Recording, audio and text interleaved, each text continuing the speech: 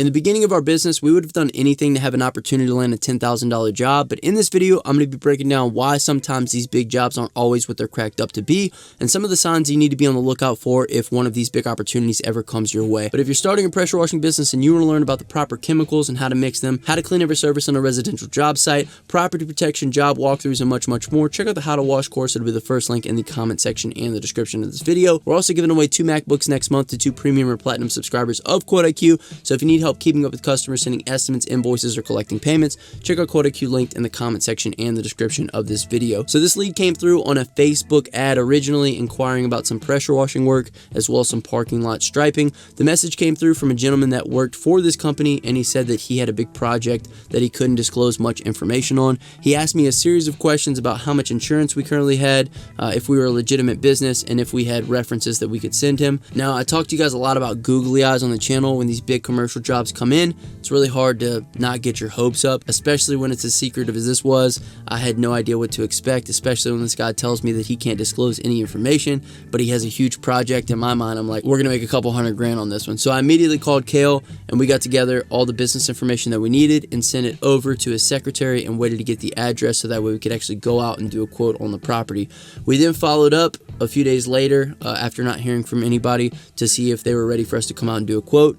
And this is when the secretary told us that she was going to need some additional information from us in order to create an account as a contractor in their system. So over the course of the next few weeks, she got all the documentation put together, sent it over to us, we filled it out, and then sent it back. Now, the original title of this video is going to be, "It took us 3 months to land a $10,000 job," because over the course of the next few months, we had to wait and continue to follow up with the secretary as our information was reviewed and we were approved to come out and actually do the quote. It probably took a little bit over 2 months of us just following up, submitting information in order for them to just give us the address to the property for us to come out and take a look at it. So it ended up being an industrial company, and in my opinion, the entire process was completely blown out of proportion because the job wasn't even close to the biggest job that we've ever done, and the amount of hurdles and follow-ups and information that we had to provide in order to even be able to quote this job was a bit ridiculous in my opinion. Now, these types of jobs do require a large amount of insurance, as well as workers have to have TWIC cards. That's why you guys are just seeing the parking lot being striped. I wasn't allowed to actually film the other work that was being done at the facility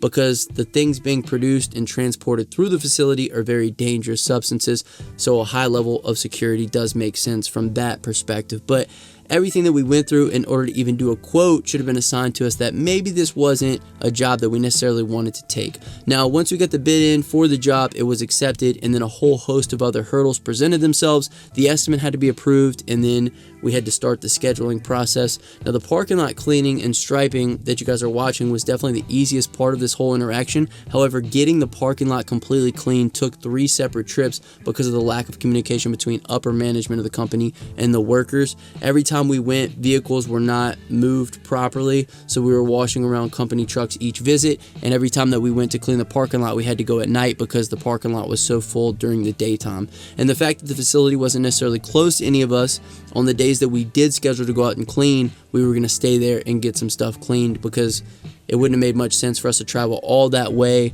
after rearranging our schedules and then come all the way back. Not to mention, the company was very inquisitive as to why the job was taking longer than we initially anticipated, which we had to respond with the fact that vehicles were not moved and scheduling was a disaster because of the way that the industrial facility operated. So it's been about 5 months since the guy originally messaged me on Facebook for us to come out and perform this job, and we still have not been paid on it. That's not to say that we're not going to be paid on it. However, in the same fashion that it took over 2 months just to get out there to take a look at the property and another 2 months to complete the entire scope of work, because of the communication and scheduling issues, being paid seems to be a similarly lengthy process. Now, this video is not to say that all big jobs are terrible or you're gonna have a bad experience with commercial work. The main lesson that I want you guys to take away from this video is to be cognizant of the type of people that you're dealing with through the quoting process. If the company makes it super easy, provides all the information up front, communicates well, gets back with you on a timely manner, that's probably a good company that you're going to want to end up doing business with. However, if the company gives you a bunch of hurdles that you need to jump through,